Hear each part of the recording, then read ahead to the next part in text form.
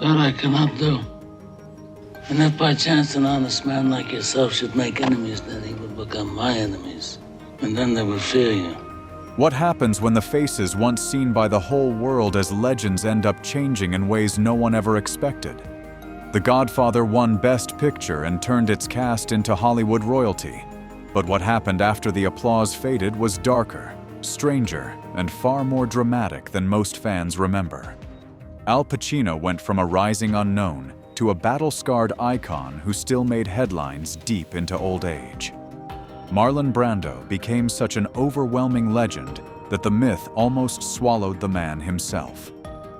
And others, like James Caan and John Cazale, were pulled into stories marked by loss, decline, heartbreak, and the kind of cruel turns Hollywood never warns you about. So who rose higher than anyone expected, who slowly faded away, and who left behind the most haunting legacy of all? Let's take a look back at the Godfather cast, then and now. Number 1. Marlon Brando, the legend who ended in darkness. There was a time when Marlon Brando was not just a major star.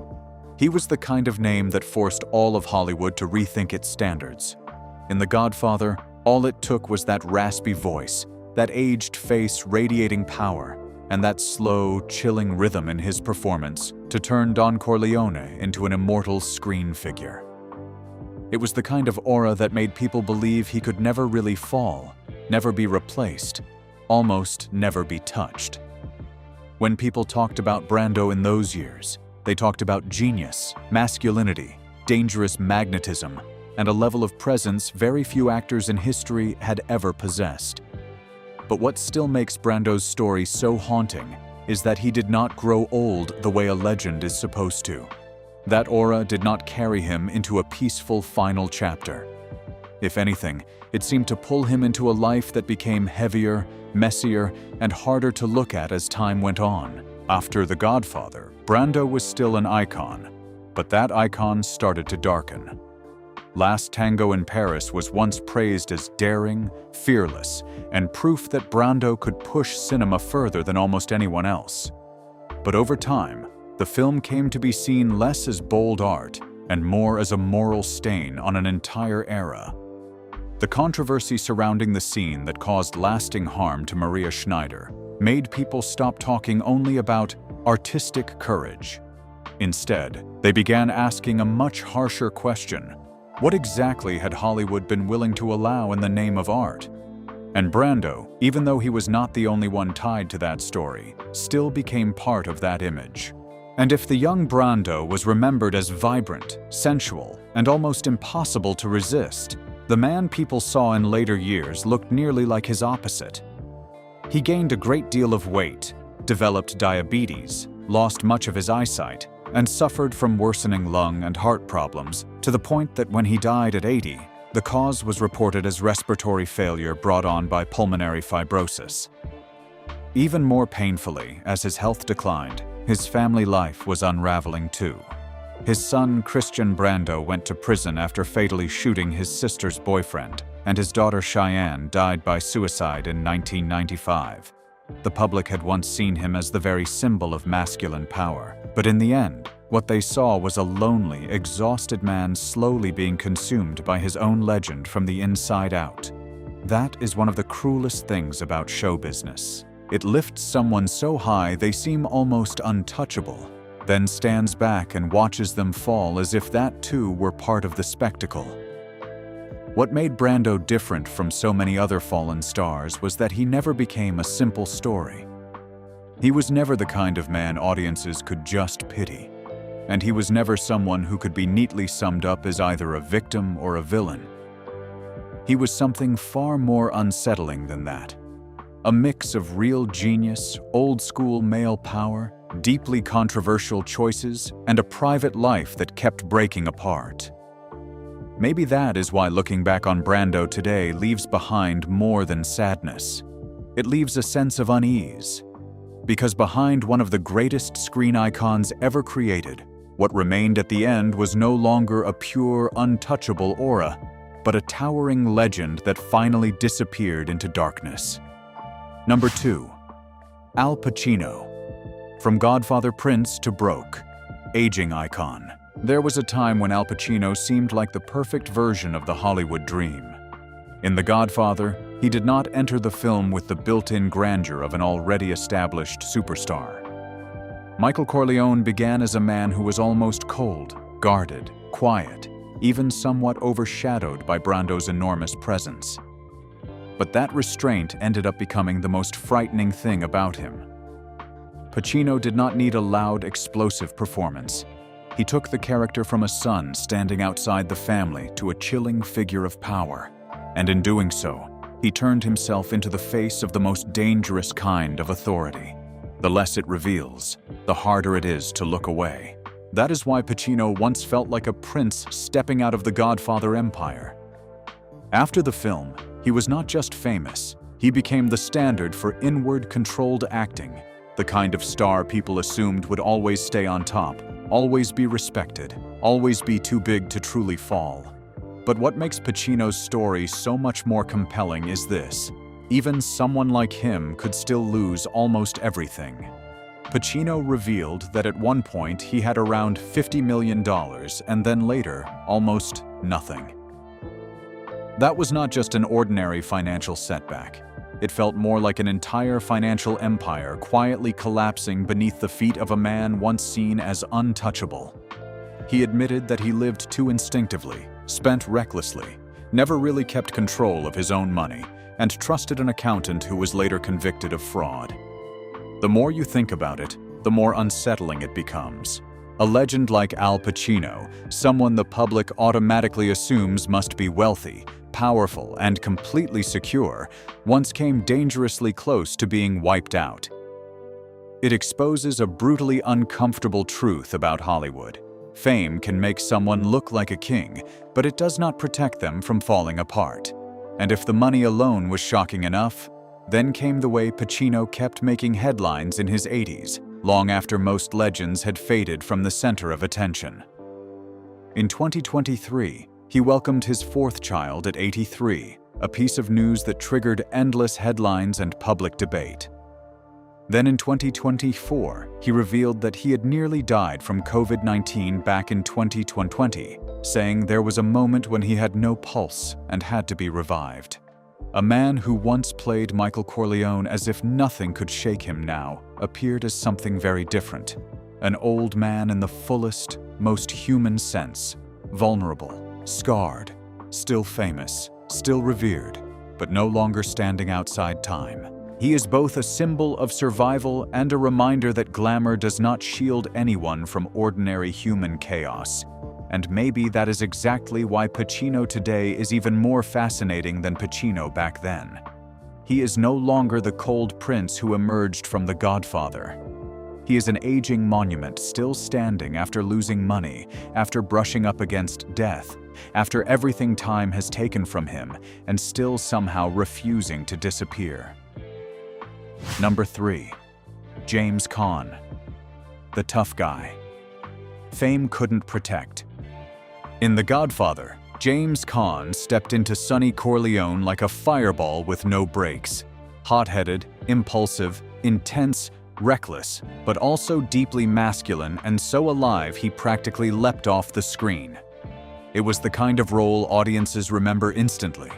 Not because Sonny was the deepest character in the film, but because he burned the brightest. Caan had the kind of energy very few actors ever managed to create. You looked at him and saw danger, but you also saw something real. That was exactly what made him the perfect face of the kind of man old Hollywood used to worship, the tough, stubborn, unapologetic kind who seemed almost born to become an icon. But what makes James Caan's story so much more compelling is that this image did not stay on screen. It nearly took over his real life, too. After his peak years with The Godfather, The Gambler, and Thief, Caan began slipping out of the stable orbit people assume comes naturally with major stardom. After the death of his sister Barbara, who was very close to him, from leukemia, Caan fell into deep grief and then deeper into cocaine. Around the same time, he lost his life savings and even his home because of tax debt. something he later admitted he was no longer in a clear enough state to manage. On one level, this was the personal tragedy of a man being slowly consumed by grief and addiction. But on a deeper level, it also feels like a familiar indictment of show business itself. This industry is incredibly good at selling the image of the tough guy, but when that man actually falls apart, almost no one knows how to catch him or carry the weight of his pain. Caan all but stepped away from film for much of the 1980s. Then he came back, most notably with Misery, in a comeback strong enough to remind Hollywood that he was still James Caan. But what is striking, and also sad, is that even those returns never fully erased the sense that he was always fighting just to stay standing. Later on, younger audiences would remember him from Elf, a softer, older, more approachable version of the man they once knew. And yet, when you look at the full arc of his life, what lingers most is a painfully bitter irony. James Caan had exactly the kind of presence Hollywood loves most, but in the end, that same aura could not protect him from loss, addiction, financial collapse, and a private life full of fractures. Because after all was said and done, behind the man who seemed impossible to break was someone far more fragile than audiences ever realized. Number 4. John Cazale. From quiet genius to a heartbreaking goodbye.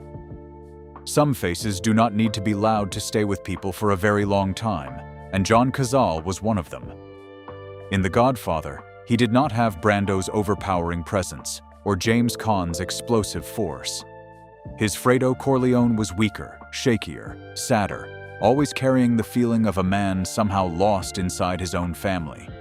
But that was exactly why Cazale reached audiences in a different way. He did not make people afraid. He made them hurt. In Cazale's hands, Fredo was not just the weak younger brother. He felt like a man born with defeat already sitting in his eyes, and the longer you watched him, the more pity you felt than anger. What made John Cazale's story tragic was not scandal or decline like so many other stars. Just as his talent was opening up more powerfully with every year, Cazale was diagnosed with lung cancer. He died in 1978 at only 42 years old. It was a death so early it felt almost cruel. Not the kind that comes after a full and glorious life, but the kind that cuts a person off just as the world is beginning to understand how valuable he really was. John Cazale appeared in only 5 feature films, and all 5 were nominated for Best Picture. That is an almost unbelievable achievement. But the more you know that, the sadder his story becomes, because it shows that he was not just a great actor. He could have become one of the biggest names in American cinema if he had been given more time. Instead, what remains is the feeling of something unfinished. A talent too real, too deep, too rare, and a life that was simply too short. Cazale's death also exposes a bitter truth about show business. Hollywood always says it honors talent, but so often it is only after someone is gone that people truly look back and realize how extraordinary they were. John Cazale did not die like a star who had faded away. He left like a wound in a cinema that never fully closed. And maybe that is why when people remember him today, what lingers is not just regret. It is the quiet pain of knowing that some people were meant to stay much longer than they did. Number 5. Robert Duvall, the quiet force who outlasted them all.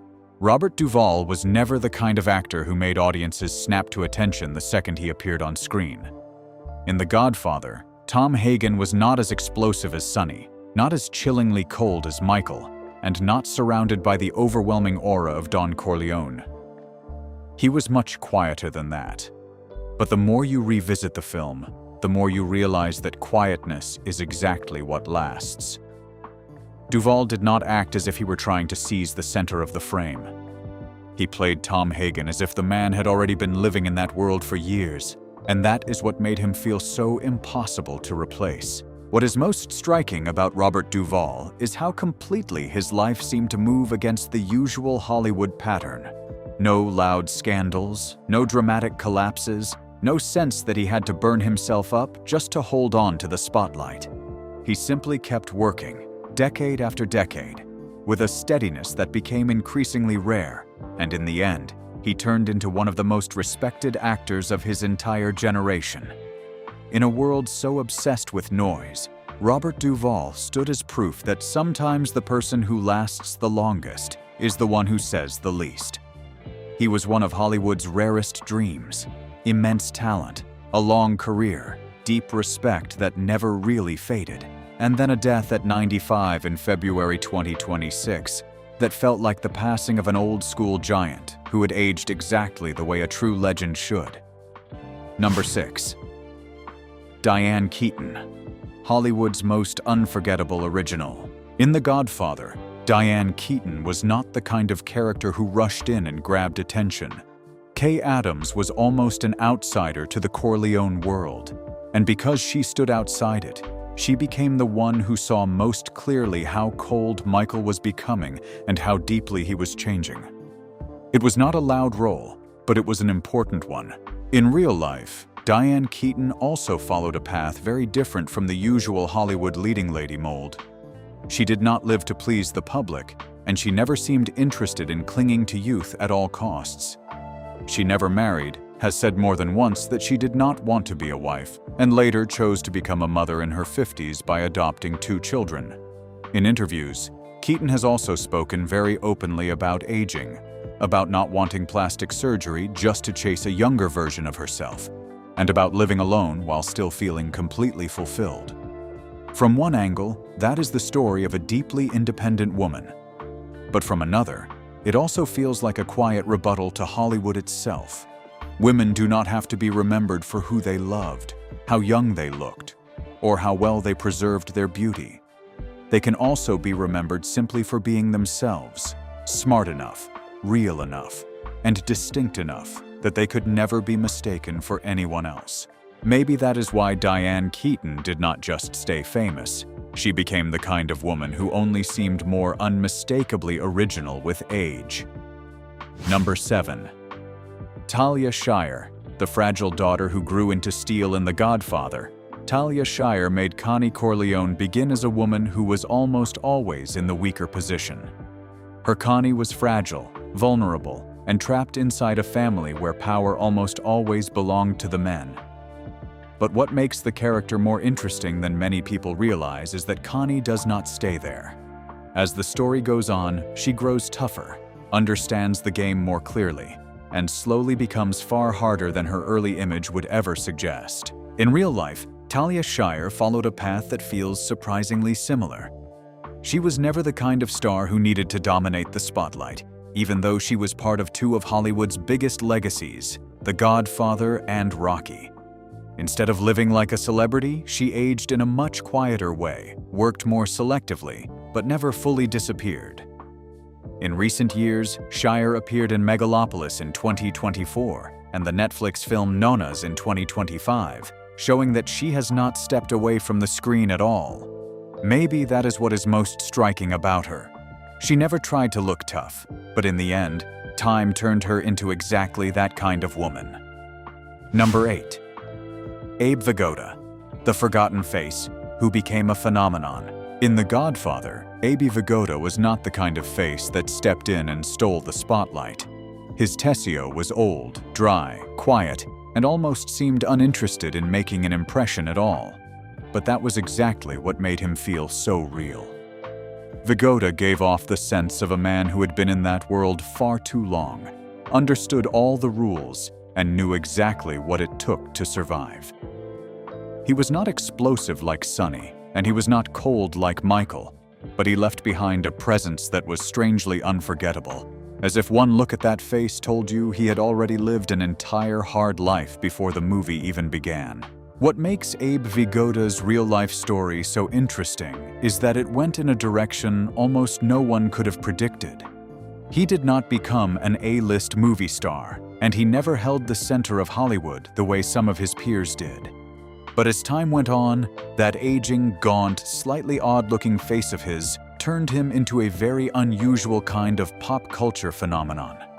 From a character actor who could easily have been forgotten, he slowly became someone the public remembered in a way that was both ironic and impossible to replace. Maybe that is what is most remarkable about Abe Vigoda. He did not win over Hollywood through glamour. He did it by growing older into a face no one could ever mistake for anyone else. The Godfather gave these actors immortality on screen, but real life told a far more complicated story. So which cast member's journey shocked you the most, and whose change hit you the hardest? Let us know in the comments, and stay with us for more stories about how the star's time changed forever.